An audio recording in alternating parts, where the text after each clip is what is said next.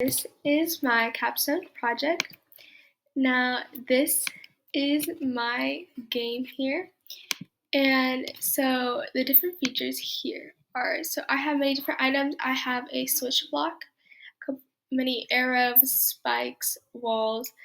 My boss I created to be as bat, and my helper is a dragon. Now how I created them is for the walls, I did helper.build wall.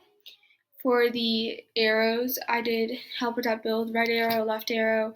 For the switch block, I did helper.build switch block, and then I moved right, and then I built a red block, and then I built a blue block. And then for creating the player for the helper, I did helper.setPlayerDragon. For the background, I did helper.setBackgroundCrystal. And same thing for the boss, I did helper.setBoss, and I turned into bat.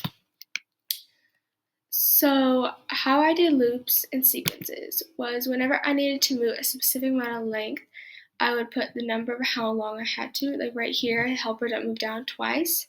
In some instances, specifically with the boss, I had to move many different places up to left 5, but then he did it over and over again for 4 times. I figured by that point, most people would already be done, so although he'd probably keep going, they would already have won the game. Explain how you updated based on, peer feedback. So what I did at the beginning of this, what I changed was the spikes and walls. So originally these were kind of like switched. They had one spike here. Most of these were all walls in this area.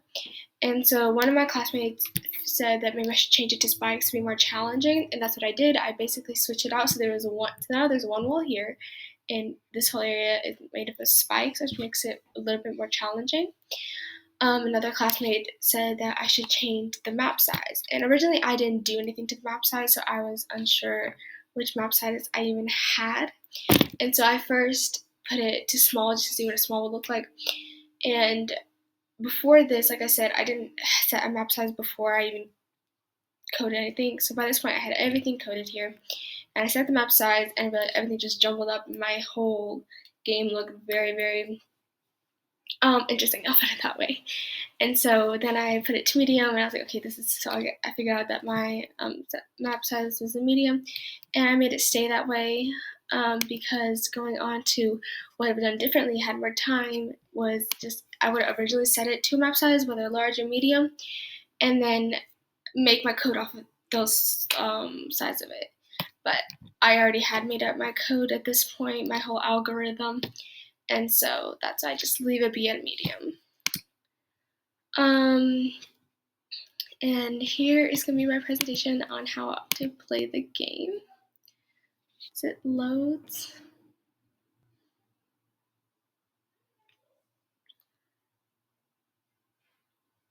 Okay.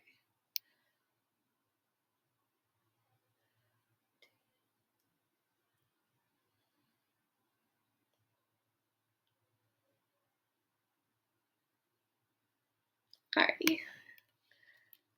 So here I did it so you could have 2 options depending on the player. He could either go his own path or he can follow the arrows. And I am following the arrows, and now I made it to the end.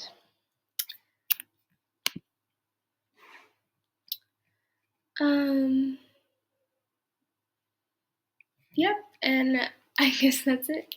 Thank you so much for listening.